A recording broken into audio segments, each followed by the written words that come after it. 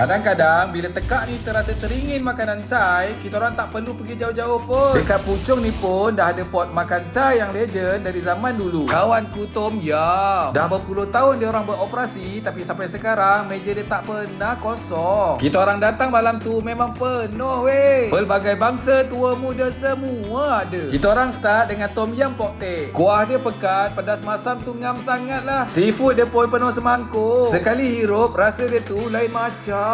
Siakap steam lemon dia pula, ikan dia fresh, isi lembut, rasa limau dan bawang putih dia tu menyengat. Layan betul bila makan panas-panas dengan nasi. Perut bakar danok dengan daging bakar danok ni antara gila menu dia. Lembut. Aroma dia tu yang buat dia lain macam. Cicah dengan sos Thai sedap. Sotong goreng tepung dia pun rangup, tak oily langsung. Kerabu mangga dia segar, seimbang rasa. Lepas tu pulut mangga lemak manis santan dia kena sangat dengan mangga masak ranum tu. Sumpah berselera. Tak hairanlah dari dulu sampai sekarang kawanku Tom Yum tetap menjadi pilihan hati. Nak delivery pun boleh order melalui aplikasi Misi.